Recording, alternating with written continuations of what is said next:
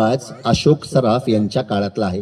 बघूया कोणाचा आवाज आहे, किती जण ओळखतात. आणि ते कलाकार काय म्हणतात? ते कलाकार म्हणतात,